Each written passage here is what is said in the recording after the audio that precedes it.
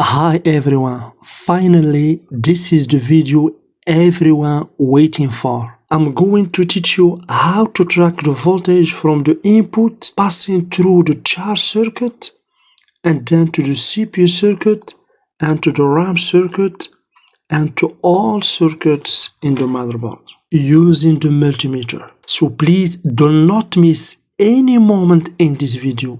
Stay tuned until the end if you want to master motherboard voltages and how to track voltages from 1 to Z.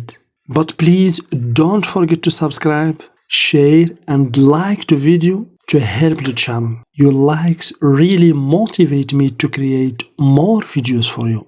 Let's get started. So let's check the voltage from the DC connector until the CPU circuit. Here we have to find 19 volts in these two pins. So if we follow this path from these pins, as you can see, we have the path is in the other side of the motherboard. So let's check other side of the motherboard. So here, as you can see, the path goes directly to this diode. So if we check this diode, we have to find 19 volt, as you can see in the multimeter. This diode basically is a protection diode. And then from this diode, the voltage will pass directly to these MOSFETs. This is basically switches. Here we have this dot, means over here we have source. We have 19 volt, okay? 19 volt will pass to other side, to the drain, we have 19 volt, and then will pass here 19 volt because these two MOSFETs are connected together, and then it will pass to other side here to the source, as you can see, and then it will go. Here we have the charge IC. If we check any capacitor here, especially the big one here, we're gonna find 19 volt, as you can see. So from this diode, 19 volt will pass directly to this MOSFET, the first switch. We have 19 volt, okay? It will pass, of course, to the drain. Here we have drain, we have 19 volts, as you can see. And then, because these two MOSFETs are connected, we have to find 19 volt here. And then, in the other side of the switch, and then here we have the charge circuit. If we check the biggest capacitor here, we have here ceramic capacitors. Let's check the big one, we have to find 19 volts. As you can see, we have 19 volt. So the 19 volt path is good. And to understand very clearly how 19 volt pass from this side to this side, let's break it down. Here we have this dot, as you can see, okay? So here, this is the source. The three pins here are for source. Do you see? We're gonna find 19 volt in three pins, as you can see. This is for beginners, okay? And over here, the fourth pin is the gate. Let's check the gate. We have 3 volt. This is the control signal. So because we have the control signal here, the voltage will pass from this side to this side. This is basically the drain, okay? And then, as you can see, we have the same path, means we have connection, means we have 19 volt here, okay? So once we have 19 volt here, it should be passed to this side. But let's check first the gate. Here we have this dot, means this is the source. 3 pins here for source. So let's check the gate over here. We have 1.7 volt. So this is the control signal. So 19 volt will pass from this side, from drain to source, as you can see. And then to the charge IC. Here we have charge IC. As I told you before, always the charge IC, you will find it near to the DC connector and the battery connector, okay? So, of course, 19 volts, we have to find 19 volt here. And this is a rule. Always look for the bigger ceramic capacitor here.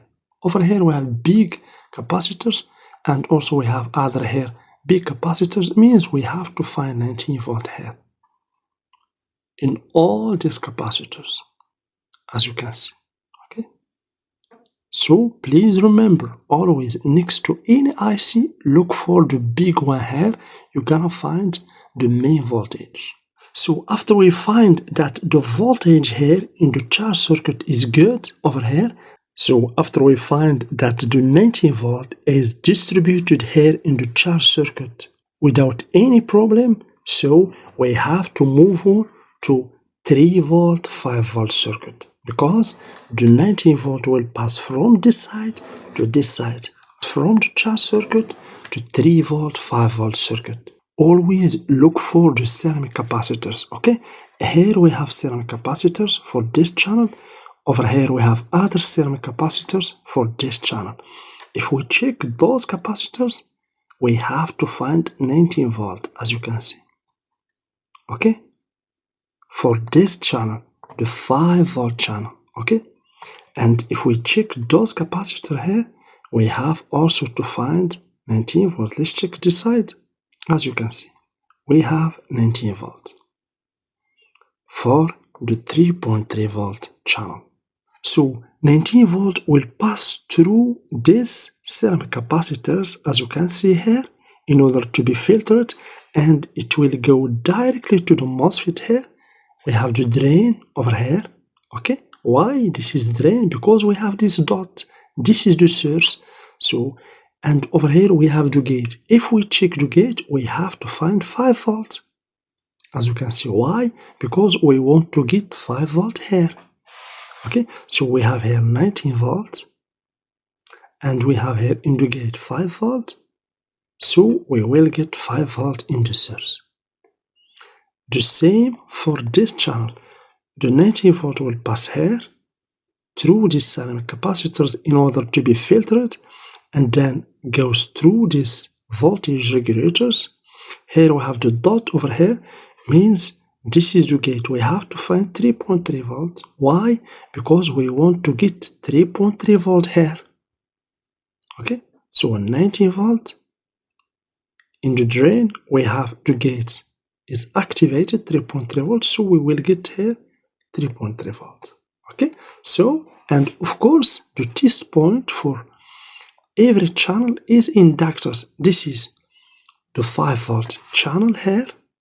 Okay, also if we check this capacitor, we have 5 volt, and over here we have the 3 volt channel, as you can see, in the capacitor, in the inductor, or even in the gate here to control signal. Now let's move on to the RAM circuit. Over here we have the RAM. The type of the RAM is DDR3, means the working voltage is 1.5 volt. So we have to find 1.5 volt here. As you can see, we have 1.5 volt in the inductor next to the RAM. Okay, and of course in these two capacitors over here also, they have to hold. Let's check this one, 1.5 volt. So this is VTT. Let's check this one. We have 1.5 volt. Okay, because the RAM has two voltages, 1.5 volt, and the voltage for VTT, the half of 1.5 volt is 0.75 volt. We can even check this voltage here into network resistors above the RAM chip, as you can see. The same voltage that we have here, as you can see, we have it here in this ceramic capacitor. So this ceramic capacitor feeds the RAM chip. If you have any problem with the RAM voltage, try to check these two capacitors. This capacitor for VTT and this capacitor for the working voltage. Okay, and of course here we have to find 19 volt that pass from here to here. But for the RAM circuit, you have to check resistors. Do you see here? We have resistors. If we check this one, for example, we have 19 volt. Okay, 19 volt that comes from the charge circuit and pass through the 3 volt 5 volt circuit, and we find it here in the RAM circuit. The same thing for the processor circuit. So for the processor, the same thing. We have to find the main voltage, 19 volts. So let's check if we have MOSFETs. Always look for MOSFETs like this or like these small MOSFETs, okay? So we don't have MOSFETs here. Let's see the other side. So this is the back of the processor. We have the IC, the CPU control, and we have these two MOSFETs. If we check these two MOSFETs, we have 19 volt, as you can see. So this is good for the main voltage for the processor. Now let's see the other side and check the VCC core and VCCP. So this is the MOSFET.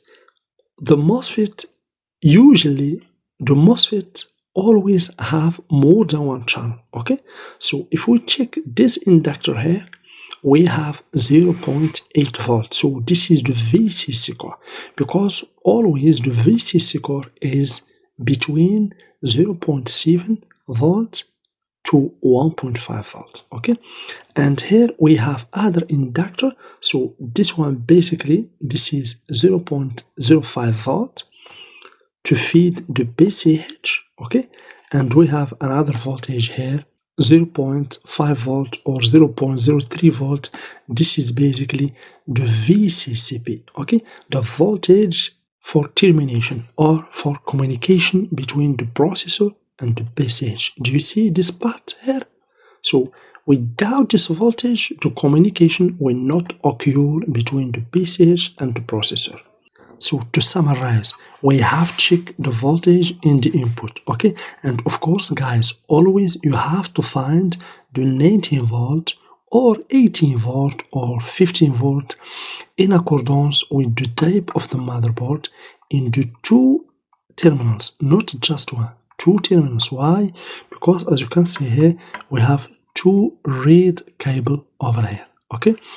Then, of course, the voltage will pass. Please pay attention, because many of dead motherboard are due to this diode, the protection diode. If this diode is shorted, the motherboard will be a dead motherboard, because this diode is connected to the 19 volt power rail in one side and to the ground in the other side. So then the voltage will pass through these two switches. We called it MOSFETs or switches, okay? And then, of course, it will pass to the charge circuit. Of course, the charge circuit is the IC that controls these two MOSFETs, okay? And from this circuit, it will be distributed to all circuits in the motherboard, including the 3 volt 5 volt circuit, the RAM circuit, the processor circuit, etc. But this is the main circuit in every motherboard is the charge circuit, the 3 volt 5 volt circuit, the RAM circuit, the CPU circuit, and of course the BIOS. I have already explained to you about the BIOS. You have always to find 3.3 volt in pin number 8 of the BIOS. So for the 3 volt 5 volt circuit, always the big inductor refer to 5 volt and the smallest one refer to 3.3 volt, okay? So here we have the first channel. For every channel you're gonna find 5 blocks, the ceramic capacitors that filter the main voltage 19 volt, the two MOSFETs, the inductor, and in the output we have the electrolytic capacitor. So this is for 5 volt channel. The same for 3.3 volt channel. We have the first block. We have filtering capacitors, ceramic capacitors. Then we have two voltage regulators or MOSFETs. Then the inductor, where we check the 3 volt, and in the output we have the electrolytic capacitor, okay? Here also for the RAM we have inductor, we have the control IC for the RAM, and in the other side we have two MOSFETs, okay? In the other side, as you can see, we have two MOSFETs, and also we have the filtering capacitors, okay? For the RAM we have filtering capacitors, two MOSFETs,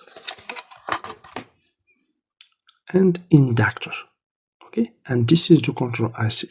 And usually you will find two capacitors in the RAM circuit. One capacitor is for the working voltage. In our case, for DDR3, we find 1.5 volt, and the second one is for the VDD, the half of the working voltage. Then the same working principle for the CPU. As I told you before, the CPU always have more than one channel. So the voltage for the CPU, the main voltage, we called it plus VCC core, about 0.7 volt to 1.5 volt. We find here 1.8 volt. Okay, and of course we have the voltage for the PCH. So the PCH basically is a chipset that combine the NOT bridge and the ICH. Okay, and of course we have the voltage for the VCCP. As I told you before, the VCCP is the voltage for termination or for data transfer between the PCH and the processor. So guys, I hope that you understand. Please, if you understand a little bit in this video, please like the video, please, because your likes is really what motivates me to create more videos for you. And please subscribe if you are not yet subscribed, and share the video with other people like yourself. And of course, if you have any question or comment, please, I always do my best to answer all comments. And for anyone who wants to accelerate learning, you are very welcome in my Patreon page. In the description, you will find the link for my Patreon page. You are very welcome. I can be your mentor and help you as I can to be expert in this field. So please don't forget like and share and subscribe. Thank you very much, and see you in the next video.